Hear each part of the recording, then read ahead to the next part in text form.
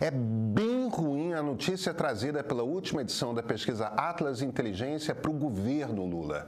Aliás, para o presidente Lula também, se ele deseja a reeleição.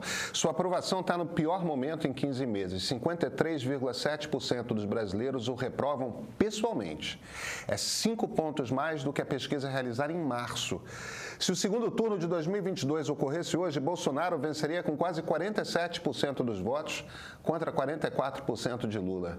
E por que isso? Corrupção. Os números principais são os seguintes. Em outubro do ano passado, 51% dos brasileiros consideravam corrupção o maior problema do país. Pois é, subiu para 60% em março e se manteve no mesmo lugar agora, 59%, mas na margem de erro, o número é essencialmente o mesmo. Em 2023 e 2024, os principais problemas que os brasileiros enxergavam no país, nas várias pesquisas, eram economia e saúde.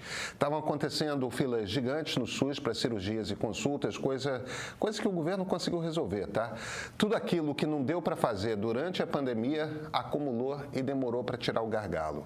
Teve também um surto feio de dengue no ano passado, um surto histórico, para não falar dos reajustes altos dos planos de saúde e, claro, Covid longa. Muita gente lidando com isso tudo fez saúde disparar como problema. E teve inflação, juros altos. O governo jogou muita grana na economia, o que dá uns picos de crescimento de PIB, mas também desorganiza mercados e gera inflação. É aquele tipo de crescimento que as pessoas não sentem na vida cotidiana, porque os que vêm são os preços subindo toda hora no supermercado, né? Só que nesses primeiros meses do ano, saúde foi subindo como problema grande, a economia não está nos eixos, mas a inflação aperta menos. E aí estourou o escândalo do INSS. Para Lula, o pior tema que pode estar no topo das preocupações dos brasileiros é a corrupção. É onde ele não consegue ganhar. Veja, a popularidade do presidente estava baixa, mas ela vinha subindo lentamente desde o primeiro semestre do ano passado. Entrou a coisa do INSS, abateu. Quer entender a natureza do problema? Então pensa só nesse número. 68% dos brasileiros, 68%, julgam ou muito provável ou provável que revelações sobre grandes fraudes ou esquemas de corrupção aconteçam nos próximos 6 meses. O impressionante desse número, quase 70%, é que ele vai muito além dos eleitores de direita. Isso quer dizer que pelo menos metade das pessoas que votariam em Lula para a presidência acham que é inevitável um escândalo grande nos próximos meses. Essa ideia de que um governo Lula é necessariamente um governo corrupto é uma que até quem vota no presidente compra como fato. Os governos do PT são percebidos como muito corruptos, inclusive pelos eleitores petistas. E esse é um tema sobre o qual a gente não fala o suficiente. Até porque a responsabilidade dessa percepção não é só do PT, tá? Entender isso é importante porque essa percepção de que corrupção é o maior problema do país, se ela se mantém no ano que vem, derruba Lula e elege oposição. Jogo jogado. Eu sou Pedro Doria, editor do Meio. Olha, a gente não quer mais polêmica, hate, polarização entre dois flancos ideológicos. A gente escolheu por aqui focar no que é essencial para navegar nos dias de hoje. Repertório. Por apenas R$15 por mês, o preço de um lanche você pode ser premium e vai receber na sua caixa de e-mail 2 newsletters especiais por semana com os temas mais importantes do Brasil e do mundo, dissecados por cientistas políticos, economistas, jornalistas e todo tipo de gente que é fera no seu campo de atuação e, olha, explica fácil. Você também recebe nossa news diária mais cedo e garante acesso ao nosso streaming para ler e assistir como e onde quiser no seu tempo. Assina, experimenta, você não vai se arrepender. E esse é o ponto de partida.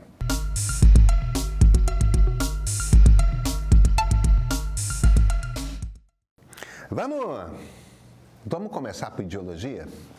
Muita gente pensa em ideologia como uma escolha racional que as pessoas fazem. Raramente é. tolinhos.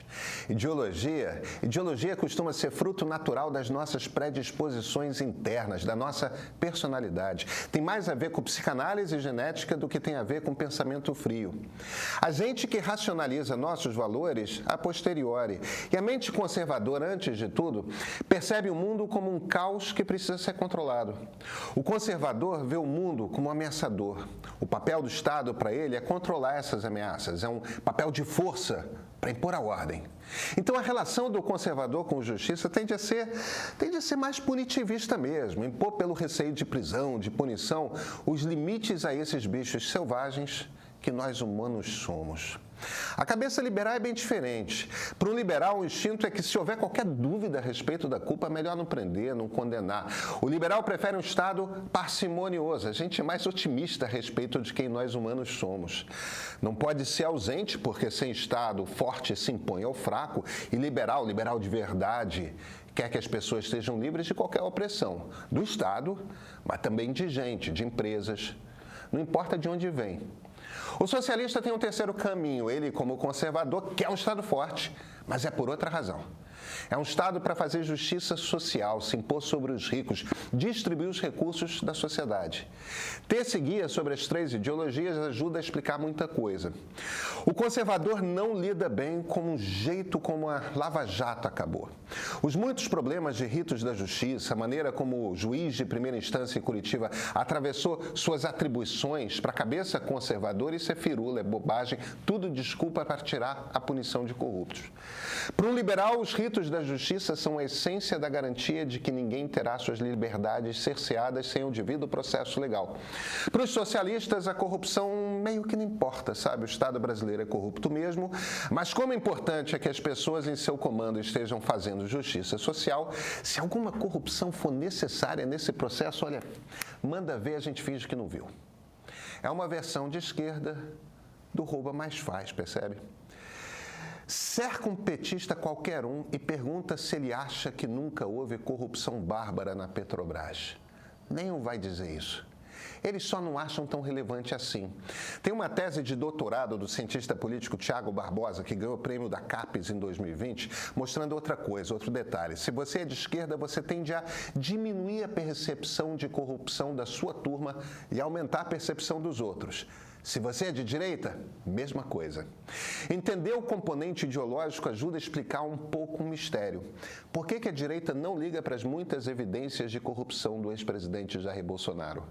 O fato de ser corrupção pessoal pode ajudar a explicar, é na física. É para botar no bolso. Isso é pouco relevante porque, afinal, ele é durão, põe ordem no país, então tudo bem. Essas coisas são mais importantes. O PT, por sua vez, rouba da Petrobras, rouba do Estado, rouba em volumes muito maiores. Isso faz sentido racional? Nenhum. Primeiro, porque não sabemos muito sobre a corrupção de fato no governo Bolsonaro, não foi investigada. Segundo, porque legalmente todo o dinheiro desviado é do Estado.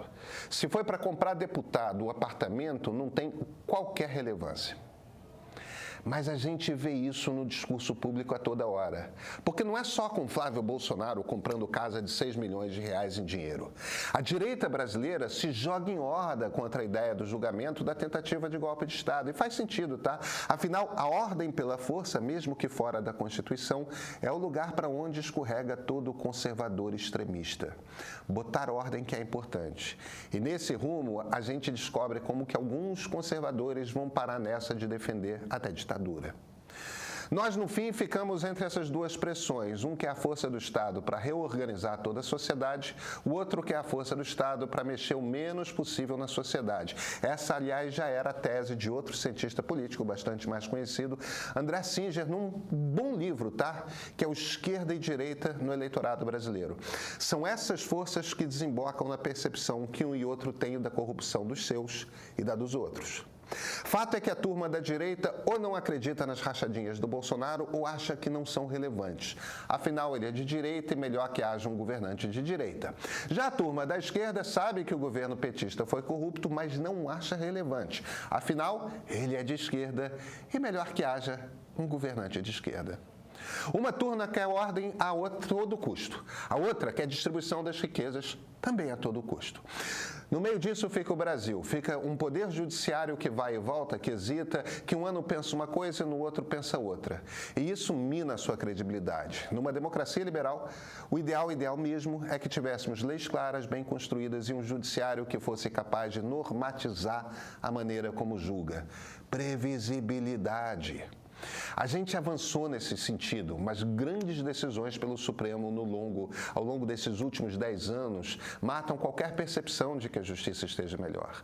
E sim, gente demais entre esquerda e direita acha que quando a justiça julga a favor dos seus, ela é justa, quando julga contra os seus, ela é, ora, injusta.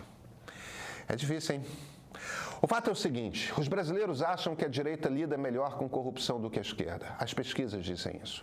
Se isso é verdade, não há qualquer indício de que seja, mas a percepção do brasileiro sobre o que é corrupção, que deve ser punida, muda de acordo com classe econômica e muda de acordo com preferências ideológicas. O resultado, no fim das contas, é que todo mundo acha o PT corrupto, uns não ligam. Nem todo mundo acha Bolsonaro corrupto. O governo Lula poderia escolher pegar esse caso do INSS e transformar num exemplo, fazer umas demissões estrondosas, fazer teatro, tocar barulho, fazer pose, quem sabe até promover uma grande investigação pública para trazer transparência ao que houve. Ia trazer a público até parte da corrupção, olha, no governo Bolsonaro.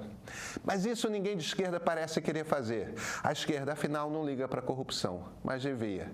Se não porque corrupção é crime, e é, porque desviar dinheiro do Estado e, portanto, de gente que precisa, pelo menos porque quem se dá mal quando há corrupção não é a direita, é a própria esquerda. Em 2018, Jair Bolsonaro, um político abertamente hostil ao regime democrático, chegou aqui, à presidência da República, pelo voto. Ninguém pode ter a ilusão de achar que não há conflito em democracia. Não, os regimes democráticos são muito conflituosos. E 4 anos depois se movimentou para continuar aqui, mesmo não tendo votos para isso. Democracia é um regime intrinsecamente frágil.